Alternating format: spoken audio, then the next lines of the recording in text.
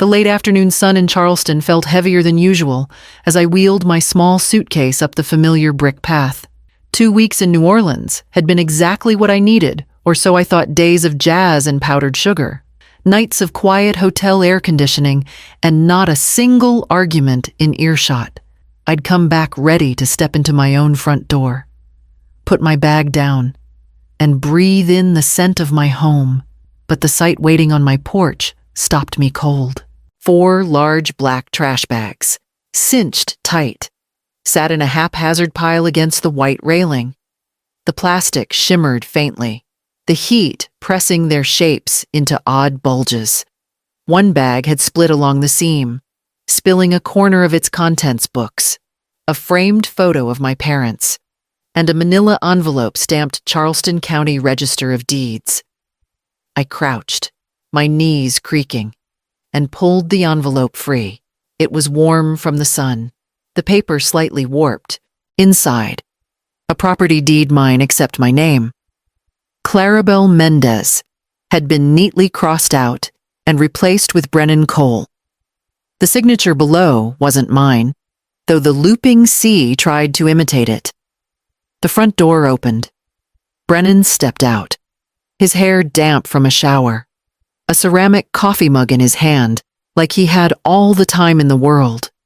His tone was calm, but there was a sharpness in it that sliced through the humid air. You're no longer part of this household. Clarabelle, time for you to move on. I stood there holding the forged deed, my fingers pressing into the edges until they bent. What is this? I asked. Though my voice didn't rise, it wasn't the kind of moment where shouting would help. Paperwork, he said with a smirk. Things are changing, not just eviction. This was something deeper, calculated. I slid the paper back into its envelope. Careful now, because whatever game Brennan was playing, this was a piece of it. My mind was already cataloging the irregularities in the stamp, the jaggedness of the signature, the sudden appearance of this document in my own trash bag. I set my suitcase upright, my hand still wrapped around the envelope, and stepped back off the porch. My heart was pounding, not from fear, but from the slow, rising heat of knowing exactly what I might be dealing with. I walked to the curb, pulling out my phone to call the one person I knew would open her door without hesitation. The weekend before my trip, I'd decided to host a family dinner in the backyard. It was one of those early summer evenings Charleston does so well, warm but not oppressive. The air carrying the faint, briny smell from the harbor. Spanish moss swayed lazily from the oaks overhead, catching the glow from the patio lights I'd strung along the fence. Marina had offered to bring dessert.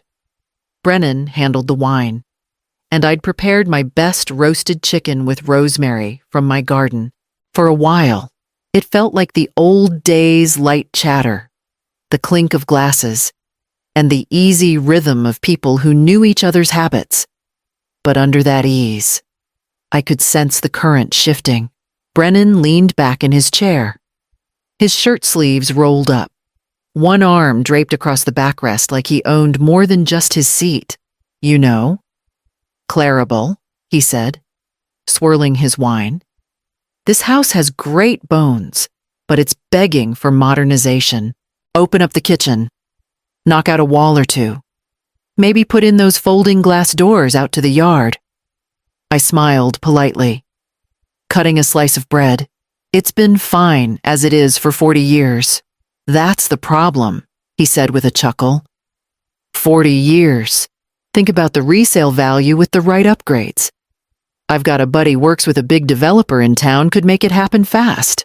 Marina shifted in her seat, her fork hovering over her plate, but said nothing.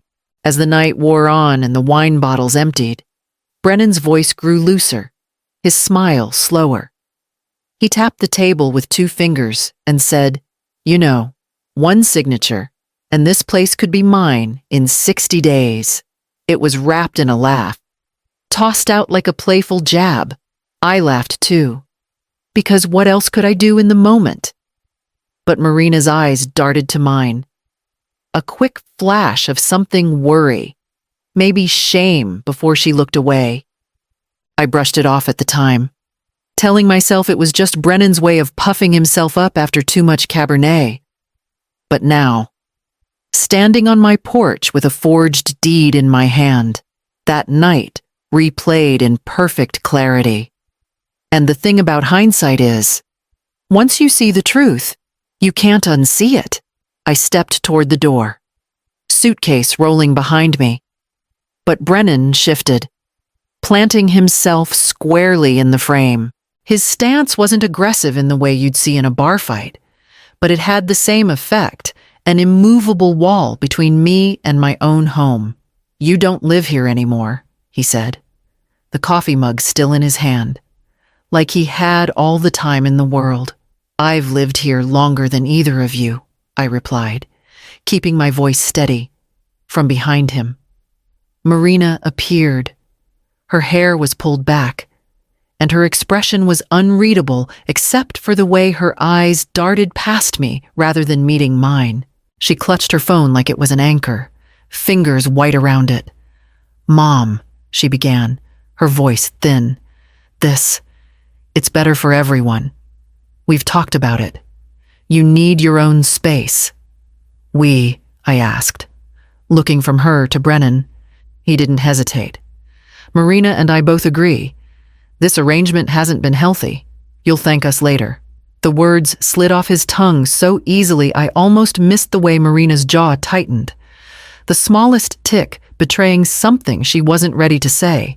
I could feel the air thickening between us, that tense quiet that always comes before something breaks. Then my gaze drifted to the edge of the porch, where one of the trash bags had torn open further. A corner of my portable safe was sticking out. The steel scraped where it had been shoved around. I stepped closer and nudged it with my foot. It was light, too light. I bent down, popped it open, and found nothing but the faint smell of metal and dust. The safe had held more than just cash. There were family papers, letters from my father, the diamond earrings my mother left me. Gone, all of it. I straightened, the empty box in my hands, my eyes locking on Brennan. He didn't flinch, didn't even pretend to be surprised. "Go stay with one of your friends," he said. "We'll sort through the rest for you." I set the safe down slowly, the hollowness of it echoing in my chest, and pulled my suitcase back toward the street. My next call would not be to him or to Marina. By the time I reached the corner, I had already scrolled to Yvette's number. She picked up on the first ring, her voice a mixture of surprise and instant concern. 10 minutes later, I was in the back of her dusty blue sedan, my suitcase wedged between us. Yvette's Victorian was a block from the Battery, its wraparound porch shaded by magnolia trees. She ushered me inside like a hurricane was at my heels, guiding me straight to the upstairs guest room where crisp linens and a small vase of lilies were already waiting. "Drop your things," she said, "and come sit on the porch. You look like you need air and sweet tea." The tea was cold, the glass beaded with condensation. We sat in wicker chairs, the ceiling fan above moving lazily, stirring the heavy air. I told her everything: the bags on the porch, the deed with Brennan's name, the empty safe. She didn't interrupt, only leaned back with her brows drawn together, her journalist's mind no doubt already cataloging the details. When I finished, she set her glass down and said, "You know, this isn't new. It's uglier when it's family. But I've covered cases like this, family decisions.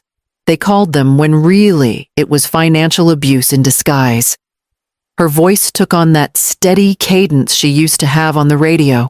"Once, there was a widow in Mount Pleasant. Nephew got her to sign papers she didn't read. Sold the house right out from under her. She didn't even know until the moving truck showed up. Forged documents, shady notary work, every trick in the book.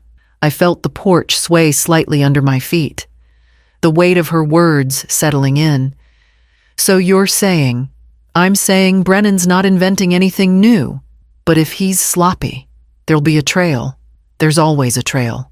She reached over and patted my hand, her rings cool against my skin. We'll find it.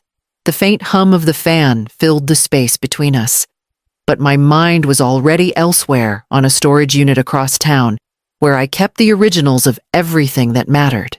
The next morning, Yvette drove us to her small storage unit on the edge of town. She kept it for things she didn't want in the household press archives, spare furniture, and, tucked behind a stack of banker's boxes, a fireproof folder I'd given her years ago. Inside were the things I'd told her to keep safe, just in case my original property deed, tax records, insurance papers. I slid the deed out and laid it across the folding table in the center of the unit, side by side. The difference between it and the one Brennan had left in the trash bag was impossible to miss. The notary stamp on my original was crisp, its embossed seal pressed cleanly into the page. The forged copy's stamp bled faintly at the edges, the seal more shallow, like it had been pressed with a dull coin. My signature steady on the original was an awkward imitation on the fake. The C too large, the Z in Mendez curling in a way I'd never write it. I didn't trust my eyes alone. So I made an appointment that afternoon with an attorney, Yvette knew Gideon Ward. His office was in a brick building near the courthouse, the kind of place that smelled faintly of paper and coffee. He took his time studying both documents, running a fingertip over the seals, holding them up to the light. Finally, he leaned back in his chair. This is a forgery, and not a particularly good one. The notary whose stamp is on this, he's already under investigation in 2 other fraud cases. The words landed with a mix of relief and dread. Proof was one thing. Using it without tipping off Brennan was another. We can build a strong case, Gideon said, sliding the forged deed back toward me. But if you want to win and keep control of the timing, we have to move quietly. No confrontations? No warnings? I nodded, tucking the papers back into the folder. I could keep quiet. I could wait. When I left his office, the air felt sharper, as if the first edge of a storm was forming somewhere out of sight. Gideon's plan was simple in theory, brutal in practice. We let him think he's safe. He said, "You watch. You document, and you say nothing to him or your daughter until we're ready to file. The more rope he has, the more he'll hang himself." I sat across from his desk, my hands folded over the fireproof folder, weighing the words. Every instinct in me wanted to march up my own porch steps, throw the forged deed in Brennan's face, and demand he leave. But Gideon's calm certainty made me pause. This wasn't just about winning, it was about winning so completely that there would be nothing for him to claw back. Still, the thought of him walking through my rooms, putting his feet on my furniture, pawing through the drawers where I'd kept my life, it twisted something deep in my chest. That house had been my anchor for decades. I'd taught in its kitchen, comforted Marina through heartbreaks in its living room, buried my husband's ashes beneath the magnolia in the yard. Now it was stage dressing for whatever role Brennan was playing back at Yvette's. I made myself a promise. I would keep my head down. No sudden moves, no hints. If Brennan thought I'd been shoved out quietly, so much the better. Let him post his little victory shots online. Let him brag. Every photograph, every careless word would be another nail in his own coffin. In the evenings, I'd sit on Yvette's porch with my notebook open, jotting dates, names, and scraps of overheard gossip from neighbors who'd called to check in, but couldn't resist telling me what they'd seen. Brennan's truck parked out front at odd hours. Deliveries of expensive patio furniture, Contractors coming and going with tool belts and plans. The silence became its own kind of discipline. Each day, a thread added to the net I was weaving. Gideon was right. Patience wasn't weakness. It was the slow tightening of a grip until the other person didn't realize they'd been caught until it was far too late. It started with a ping on my phone one evening, an acquaintance tagging me in a photo without realizing what she'd done. Brennan, grinning like a man who'd just conquered Rome, stood on my back deck. Only, it wasn't the deck I'd left behind. The old wood had been replaced with wide planks, a sleek glass railing wrapping around it, and a row of expensive lounge chairs lined up like soldiers. Curious. I typed his name into the search bar. His Instagram account was public, and the feed was a parade of self-congratulation before and after shots of the yard, videos of contractors hauling in marble slabs for the kitchen, and close-ups of high-end appliances tagged with their price. Every caption dripped with pride. I didn't like a single one. Instead, I began quietly saving each post and screen recording every video. In one clip, he bragged about smart investments while showing off the new landscaping native palms, stone walkways, an outdoor fire pit. The comments were full of friends asking when the big housewarming was. 3 nights later, over tea at Yvette's, a mutual acquaintance stopped by. Between sips, she let it slip that Brennan had been telling people he already had a buyer lined up. He said the sale's closing in 3 weeks, she added casually. As if we were talking about a weather forecast, I felt the air shift in my lungs. So that was his endgame: strip the place, cash out, and leave me with nothing but the echo of my own front door slamming shut. The next morning, I added the new intel to my growing file for Gideon's screenshots. Dates. The name of the potential buyer that our friend had overheard. I could almost hear Gideon's measured voice in my head. Perfect. Let him think the deal is untouchable. It was a strange sensation. Watching someone dig their own hole and knowing exactly how deep it would go.